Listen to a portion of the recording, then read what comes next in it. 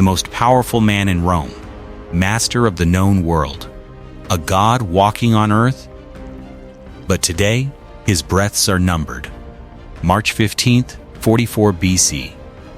Hidden in the shadows of the Senate are 60 daggers, all sharpened for one man. His name? Gaius Julius Caesar. He doesn't know that in just moments his own friend will drive a blade into his back. But this story doesn't end here. It begins here because how does a man rise so high that it takes 60 men to bring him down? Today we uncover the story of a boy who was kidnapped, sentenced to death, bathed in the blood of war, and then became the most powerful ruler in human history. This is the story of Julius Caesar, and this is a warning. 100 BC. Rome was a republic, but only in name. The rich and powerful controlled everything. In this Rome, in a poor neighborhood called Suburra, a boy was born, Julius Caesar. He came from a noble family, but money? Very little. His family had a name, but no real power. But Caesar knew one thing from childhood: he was not like the others. When he was just 16 years old, Rome's dictator Sulla gave him an order: divorce your wife Cornelia, because her family is my enemy. But Caesar refused. A 16-year-old boy stood up to the most dangerous man in the world. The result? He had to leave the city, flee into the wilderness. But this running became his training. This wasn't fear, this was a plan. They say it is true. He is truly gone. By the Verrator, Lucius Cornelius Sulla has succumbed to his illness. The tyrant is dead. When Sulla died, Caesar returned to Rome. But now he wasn't a simple boy anymore. He was becoming a man who didn't break rules, but made them. But the real twist was yet to come.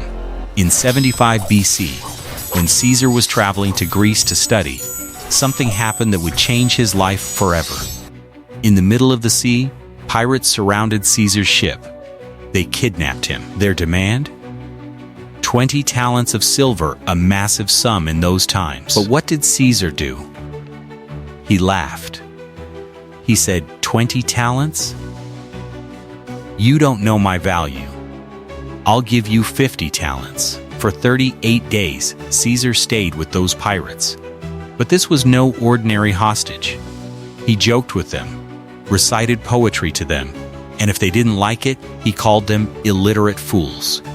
He told them, when I get out of here, I will come back, and I will crucify every one of you. Authority. Consider this my solemn vow.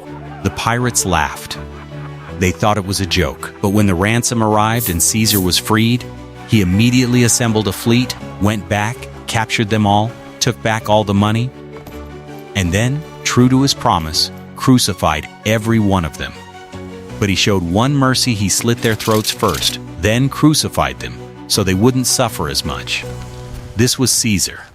What he said, he did, whether he had power or not. But now, he wanted real power, and for that, he needed a battlefield. 58 BC. Caesar had now become a politician in Rome. But he had one problem: power required money, and money required war. So he decided to attack Gaul, modern-day France. For Rome, this was a defensive mission, but for Caesar, this was his legacy. Over the next 8 years, Caesar killed over 1 million people. He conquered all of Gaul. He built the first bridge over the Rhine River, just to show that Rome could do anything. He even attacked Britain, where no Roman general had ever gone before. After every victory, he sent letters to Rome, which were read in the Senate, leaving people astonished. People heard Caesar's name and then began to fear him. But this wasn't just conquest. This was Caesar's resume. He fought alongside his soldiers. He slept on the ground with them. He wasn't just a general, he was a leader. And his army? They were ready to die for him. But some people in Rome grew afraid. They feared that if Caesar returned, he wouldn't just be a general anymore. He would become a king. And in Rome, kings were not tolerated. Their leader was Pompey, once the greatest general. and now his greatest enemy. 49 BCE, the Senate ordered Caesar disband your army and come to Rome alone. If he came, they would arrest him. If he didn't come, they would declare him a traitor. Caesar stood at the edge of a river, the Rubicon. This river was a boundary. If any general crossed this river with his army, it meant rebellion. It meant civil war. Caesar spoke with his officers. They thought. Then he made a decision like rolling dice. He spoke the famous words, Alia iacta est, the die is cast, meaning there's no going back now. He crossed the river, and Rome was about to be drenched in blood. Pompey had a larger army, the support of the Senate. But Caesar had something else: speed and strategy. He attacked so swiftly that Pompey had to flee Italy. They fought in Greece, they fought in Egypt, and finally, in Egypt, Pompey was killed by his own men to please Caesar. But when Caesar saw Pompey's severed head, he wept, because Pompey was once his friend. But now there was no one standing before Caesar, only the throne, and he was about to sit on it. Caesar was now the undisputed master of Rome. The Senate made him dictator for life, a title that had never been given to anyone before. He began changing the rules. He fixed the calendar. Even today, we say July in his honor. He built roads, libraries, gave people work. He was a brutal conqueror and also a brilliant reformer. But some people couldn't tolerate this. They believed he wanted to become king. And Rome didn't like kings. They had expelled their last king 500 years ago. Caesar publicly refused the crown 3 times. But still, people remained suspicious. A conspiracy began. 60 senators plotted together. Some were his friends, some his officers. Their leader was Brutus, whom Caesar loved like a son.